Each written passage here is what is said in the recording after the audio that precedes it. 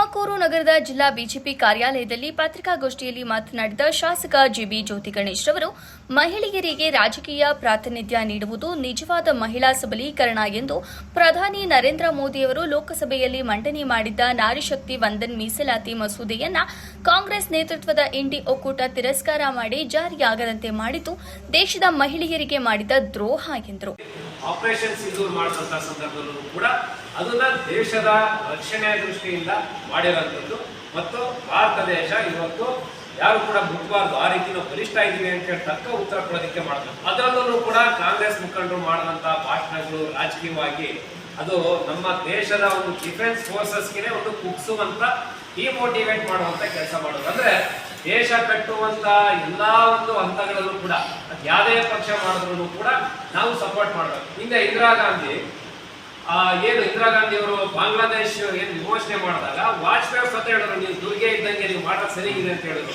ದೇಶದ ದೃಷ್ಟಿಯಿಂದ ಒಳ್ಳೇದು ಮಾಡಿದಾಗ ಎಲ್ಲ ಒಪ್ಪಬೇಕು. ಆದ್ರೆ ಯಾರು ಒಪ್ಪಲ್ಲ, ವಿರೋಧ ಮಾಡೋದಕ್ಕೋಸ್ಕರನೇ ಈ ಒಂದು ಕೆಲಸನ ಕಾಂಗ್ರೆಸ್ ಪಕ್ಷ ಮಾಡ್ತಿದೆ. ಅದರಲ್ಲಿ ಇವತ್ತು ಮಹಿಳಾ ಒಂದು ರಿಸರ್ವೇಶನ್ ಬಿಲ್ ಕೂಡ ಅದೇ ದೃಷ್ಟಿಯಲ್ಲಿ ಮಾಡಿ ಇನ್ನೂ ಕೂಡ ದಶಕಗಳ ಕಾಲ ಇದನ್ನು ಮುಂದೂಡಿ ನಿಜವಾಗ್ಲೂ ಕೂಡ ಮಹಿಳೆಯರಿಗೆ ಯಾವುದೇ ಕಾರಣಕ್ಕೂ ಕೂಡ ಕಾಂಗ್ರೆಸ್ ಪಕ್ಷ ಮತ್ತು ಅವರ ಅಲಯನ್ಸ್ ಇಂದ ನಿಮ್ಗೆ ಯಾವುದೇ ಒಂದು ಅಧಿಕಾರ ಈ ದೇಶದಲ್ಲಿ ಸಿಗೋದಿಲ್ಲ, ನಿಜವಾದ ಅಧಿಕಾರ ಸಿಗೋದಿಲ್ಲ. ಮಹಿಳೆಯರಿಗೆ ಲೋಕಸಭೆ ಶಾಸನಸಭೆಯಲ್ಲಿ 33% ಮೀಸಲಾತಿ ನೀಡುವ ಆಶಯದ ಮಹಿಳಾ ಮೀಸಲಾತಿ ಮಸೂದೆಯನ್ನ ತಿರಸ್ಕರಿಸಿ ಮಹಿಳೆಯರ ರಾಜಕೀಯ ಅಧಿಕಾರದ ಅವಕಾಶ ಕಸಿದ ಕಾಂಗ್ರೆಸ್ ಪಕ್ಷಕ್ಕೆ ಇಡೀ ದೇಶದ ಮಹಿಳೆಯರ ಶಾಪ ತಟ್ಟುತ್ತದೆ. ಕಾಂಗ್ರೆಸ್ ಹಾಗೂ ಅದರ ಮಿತ್ರ ಪಕ್ಷಗಳ ನಾಯಕರು ದೇಶದ 50% ಮಹಿಳೆಯರಿಗೆ ಅಪಮಾನ ಮಾಡಿದ್ದಾರೆ, ಅಲ್ಲದೆ ಮಹಿಳೆಯರ ಶಕ್ತಿ ಕುಗ್ಗಿಸುವ ಪ್ರಯತ್ನ ಮಾಡಿದ್ದಾರೆ ಎಂದು ಆರೋಪಿಸಿದರು. ಇರೋದನ್ನ ಕೊಡಕ್ಕಾಗ್ತದ, ವ್ಯಾಪ್ತಿ ಜಾಸ್ತಿ ಮಾಡೇ ಕೊಡ್ಬೇಕಾಗ್ತದೆ. ಅದಕ್ಕೆ ಒಂದು ಬೇಸಿಸ್ ಬೇಕು. ಸೆನ್ಸಸ್ ಈಗ ಶುರು ಮಾಡಿದ್ದಾರೆ, ಅದು ರಿಪೋರ್ಟ್ ಬರೋಕ್ಕೆ 2027 ಮಧ್ಯದಲ್ಲಿ ಬರ್ತದೆ ರಿಪೋರ್ಟ್. ಅಷ್ಟೊತ್ತಿಗೆ ಪ್ರೊಸೀಜರ್ ಆಗಲ್ಲ. ಆಯ್ತು, ನಾವು ಲೇಟ್ ಮಾಡ್ಕೊಂಡು ಹೋದ್ರೆ ಮಹಿಳಾ ರಿಸರ್ವೇಶನ್ ಯಾವಾಗ ಎನ್ಫೋರ್ಸ್ಮೆಂಟಿಗೆ ಬರಬೇಕು? ಮಾಡೋದಕ್ಕೆ ಒಂದು ಮೈಂಡ್ ಬೇಕು, ಮನಸ್ಥಿತಿ ಬೇಕು. ಬಿಜೆಪಿ ಇವತ್ತು ಬಲವಾಗಿ ಮಹಿಳೆಯರಿಗೆ ಈ ದೇಶದಲ್ಲಿ ಲೆಜಿಸ್ಲೇಚರ್ ಮತ್ತು ಪಾರ್ಲಿಮೆಂಟ್ ಅಲ್ಲಿ ಕೊಡಬೇಕು ಅನ್ನೋದಕ್ಕೆ ಕಟ್ಟಿಬದ್ಧವಾಗಿದೆ. ಈಗ ಯಾವ್ದಾರ ಒಂದು ಕಾನ್ಸ್ಟಿಟ್ಯೂನ್ಸಿ ರಿಸರ್ವ್ ಮಾಡಿದಾಗ ಏನೋ ಒಂದು ಪಕ್ಷಕ್ಕೆ ಬೆನಿಫಿಟ್ ಆಗ್ತದೆ, ಎಲ್ಲರೂ ನಿಂತ್ಕೋಬಹುದು, ಎಲ್ಲ ಪಕ್ಷದವರು ಕೂಡ ನಿಂತ್ಕೋಬಹುದು.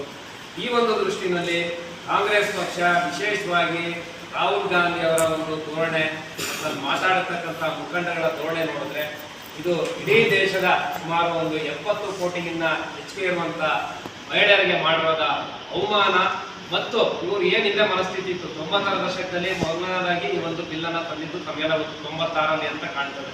ಅವಾಗ ಏನು ಮಹಿಳೆಯರ ವಿರೋಧಿಯಾಗಿ RJD ಮತ್ತು ಸಮಾಜವಾದಿ ಪಾರ್ಟಿಗಳು ಏನು ಅರ್ಧ ಹಾಕಿದ್ರು ಅದನ್ನೆಲ್ಲ ನೀವು ಮಾಧ್ಯಮದವರು ನಿಮಗೆ ಗೊತ್ತಿದೆ ಸ್ಟ್ಯಾಟಿಸ್ಟಿಕ್ಸ್. ಈ ಸಂದರ್ಭದಲ್ಲಿ ಜಿಲ್ಲಾ ಬಿಜೆಪಿ ಅಧ್ಯಕ್ಷರಾದ ಎಚ್.ಎಸ್. ರವಿಶಂಕರ್ ಹೆಬ್ಬಾಕ, ಜಿಲ್ಲಾ ವಕ್ತಾರ ಟಿ.ಆರ್. ಸದಾಶಿವಯ್ಯ, ಜಿಲ್ಲಾ ಕಾರ್ಯದರ್ಶಿ ಜ್ಯೋತಿ ತಿಪ್ಪೇಸ್ವಾಮಿ, ನಗರ ಅಧ್ಯಕ್ಷರಾದ ಟಿ.ಕೆ. ಧನುಷ್, ಮುಖಂಡರಾದ ಜೆ. ಜಗದೀಶ್, ಲತಾ, ಬಾಬು, ಮರಿತಿಮ್ಮಯ್ಯ ಹಾಜರಿದ್ದರು.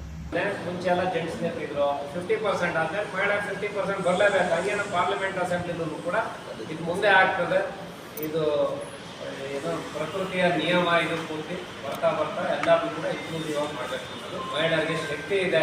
ಹಿಂದೆನೂ ಕೂಡ ನಾನು ಸ್ಟ್ರೈಕ್ ಮಾಡಿದಾಗ ಹೇಳಿದ್ದೀನಿ, ಥ್ರೂಔಟ್ ವರ್ಲ್ಡ್ ಇನ್ಕ್ಲೂಡಿಂಗ್ ಇಂಡಿಯಾದಲ್ಲೂ ಕೂಡ ಸೇರಿದ್ರೆ ಟಾಪ್ ಕಾರ್ಪೊರೇಟ್ಸ್ ಇಂದ ಹಿಡಿದು ಎಲ್ಲದರಲ್ಲೂ ಕೂಡ ಮಹಿಳೆಯರು ಟಾಪ್ ಪೋಸ್ಟ್ ಅಲ್ಲಿ ಇದ್ದಾರೆ. ಅಸೆಂಬ್ಲಿ ಪಾರ್ಲಿಮೆಂಟ್ ಅಲ್ಲೂ ಕೂಡ ಅವರಿಗೆ ನಡೆಸುವಂತ ಶಕ್ತಿ ಸಂವಿಧಾನಿಕವಾಗಿ ಆಮೇಲೆ ಬಂದಿದ್ದಲ್ಲ ವೋಟಿಂಗ್ ಪವರ್.